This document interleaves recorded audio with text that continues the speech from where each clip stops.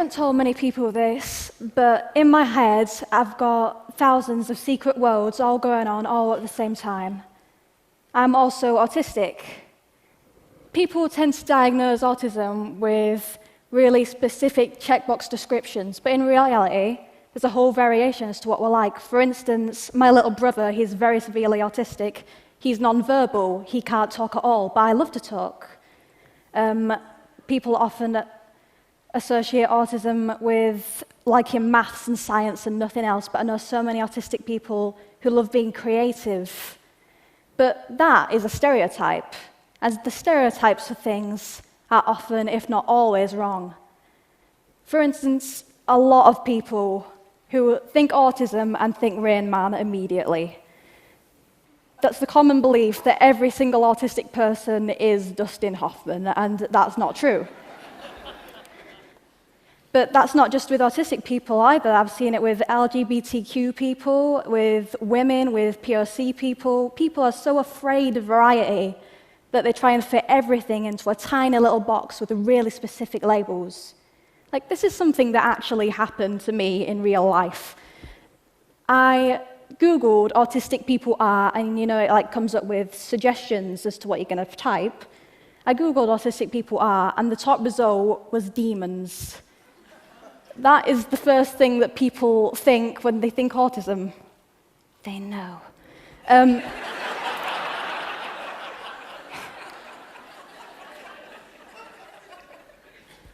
One of the things I can do because I'm autistic, it's an ability rather than a disability, is I've got a very, very vivid imagination. Let me explain it to you a bit. It's like I'm walking into worlds most of the time. There's the real world, the world that we all share, and there's the world in my mind. And the world in my mind is often so much more real than the real world. It's very easy for me to let my mind loose because I don't try and fit myself into a tiny little box. That's one of the best things about being autistic. You don't have the urge to do that. You find what you want to do, you find a way to do it, and you get on with it. If I was trying to fit myself into a box, I wouldn't be here. I wouldn't have achieved half the things that I have now.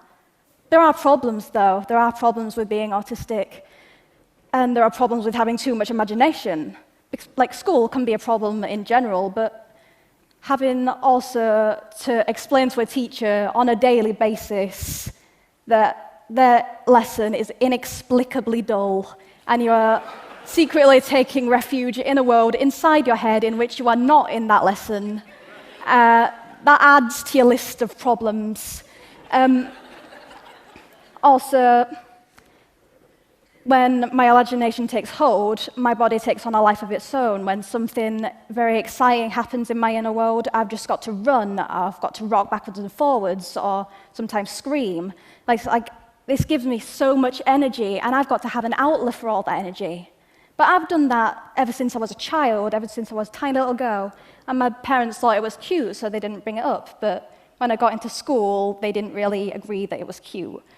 It can be that people don't want to be friends with the girl that starts screaming in an algebra lesson. And this doesn't normally happen in this day and age, but it can be that people don't want to be friends with the autistic girl. It can be that people don't want to associate with anyone who or can't fit themselves into a box that's labelled normal. But that's fine with me, because it sorts the wheat from the chaff, and I can find which people are genuine and true, and I can pick these people as my friends. But if you think about it, what is normal? What does it mean? Imagine if that was the best compliment you ever received. Wow, you are really normal.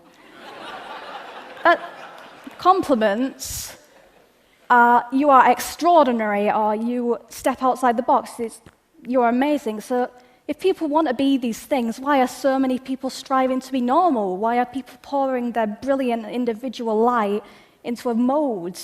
People are so afraid of variety that they try and force everyone, even if people who don't want to or can't, to become normal. There are camps for LGBTQ people or autistic people to try and make them this normal. And that's terrifying that people would do that in this day and age. All in all, I won't trade my autism and my imagination for the world. Because I am autistic, I've presented documentaries for the BBC. I'm in the midst of writing a book. I'm doing this. This is fantastic. And one of the best things that I've achieved, that I consider to have achieved, is I've found ways of communicating with my little brother and sister, who, as I've said, are non-verbal, they can't speak. And people would often write off someone who's non-verbal, but that's silly because my little brother and sister are the best siblings that you could ever hope for. They're just the best, and I love them so much, and I care about them more than anything else. I'm going to leave you with one question. If we can't get inside the person's mind, no matter if they're autistic or not, instead of punishing anything that strives from normal, why not celebrate uniqueness and cheer every time someone unleashes their imagination? Thank you.